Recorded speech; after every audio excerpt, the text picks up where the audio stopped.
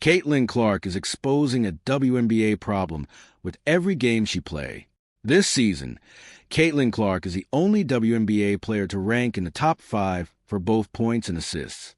Last week, the WNBA and Commissioner Kathy Engelbert faced intense backlash from fans and analysts alike, centered on two controversial decisions perceived by many as either pure incompetence or deliberate slights against the league's biggest draw, Caitlin Clark.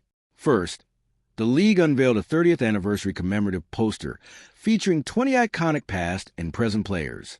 While the graphic included young stars like Angel Reese and Paige Buchers, it conspicuously omitted Clark, opting instead to feature Sophie Cunningham for the Indiana Fever.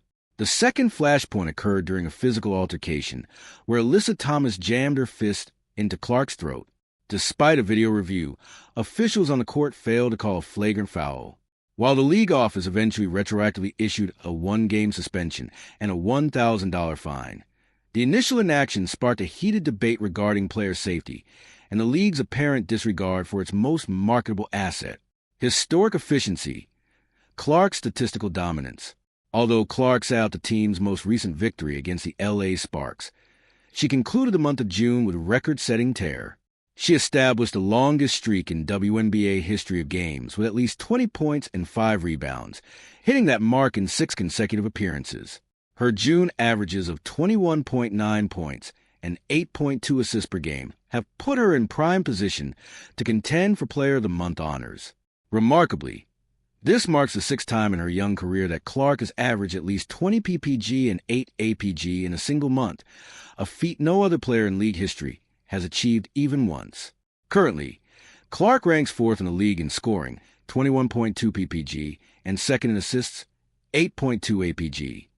Should these trends continue, she is on track to become the first player ever to average 20 points and 8 assists over an entire season. Her current output of 39.2 combined points and assists per game would stand as the highest single-season average in WNBA history.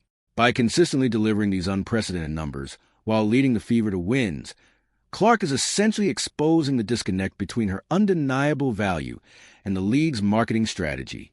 The commercial power of the Clark effect. The data confirms that the league's growth is fundamentally tied to the Caitlin Clark era.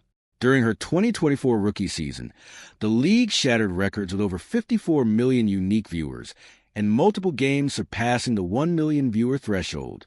In 2026, that momentum has reached a new peak. The Fever have become the first team in history to have their entire regular season schedule broadcast on national TV. Furthermore, Clark is a singular reason why 39 of the Fever's 44 games this season are held in NBA-sized arenas. The only exceptions are cities that lack an NBA-caliber facility.